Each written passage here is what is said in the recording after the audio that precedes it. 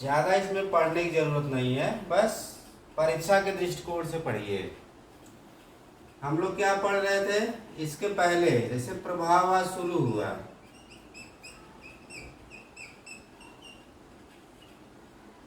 इसके पहले क्या पढ़े थे?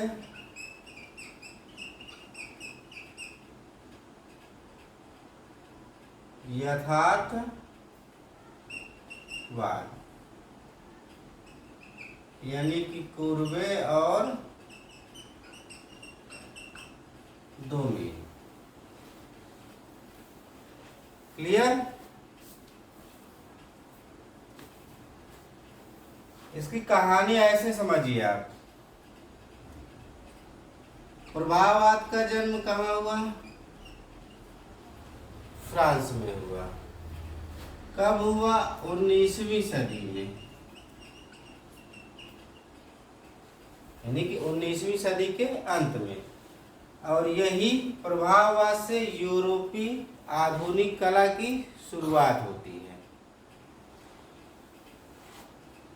दो डेट है, 1863 और 1874। हमने ये भी बताया कि ये क्या है, कलाकारों का ग्रुप है।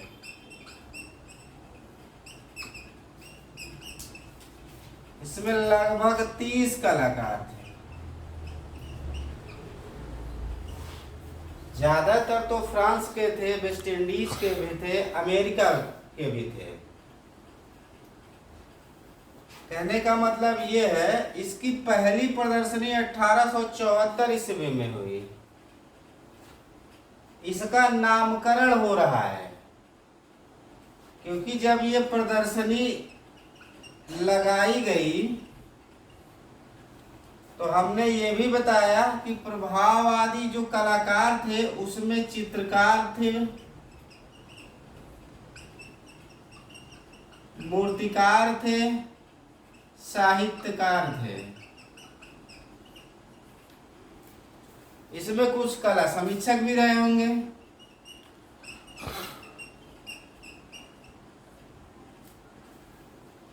और ये जो लोग थे 30 कलाकार, ये लोग एक पेरिस शहर में काफे गावा था, काफी हाउस, वहां पे ये लोग इकट्ठा होते थे और उस समय के सामाजिक जीवन, राजनीतिक जीवन, ग्रामीण जीवन या जो भी उस समय की चर्चाएं होती थी ये लोग करते थे।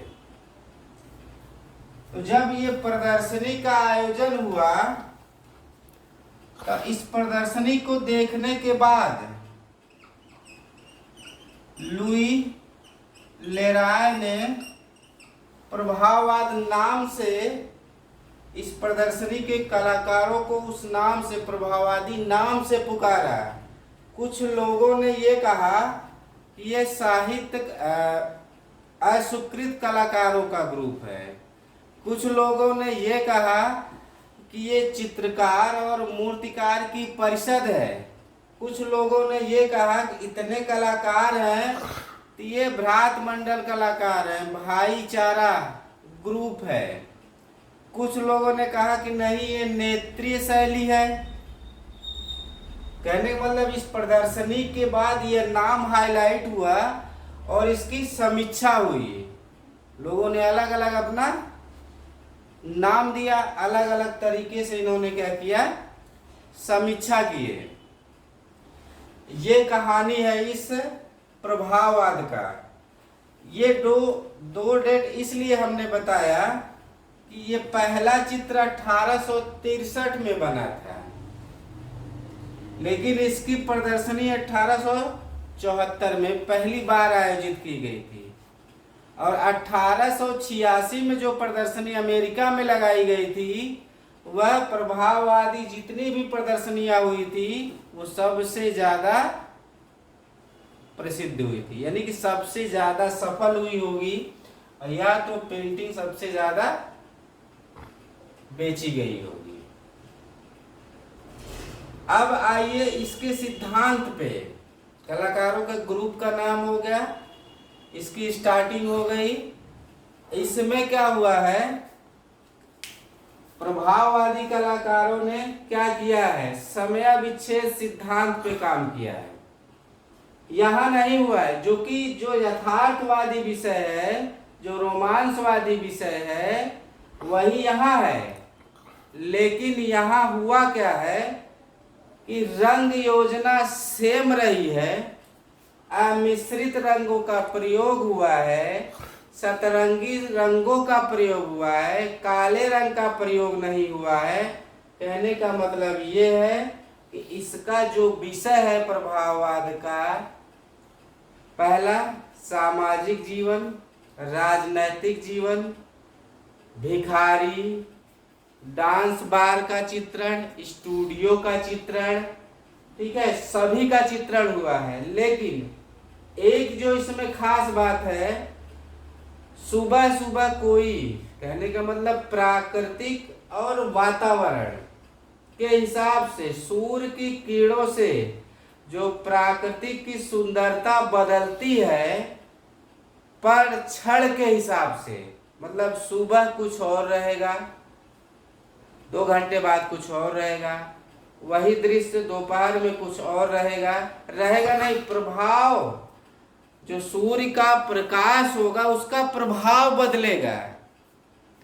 इसका अध्ययन करके प्रभाववादी कलाकारों ने चित्रों का निर्माण किया है, और उसमें भी ढेर सारे रंगों का सतरंग, इसीलिए रेनबो पैलेट, एक बार प्रश्न भी आया था, रेनबो का मतलब इंद्रधनुषी रंगों का प्रयोग किया गया है।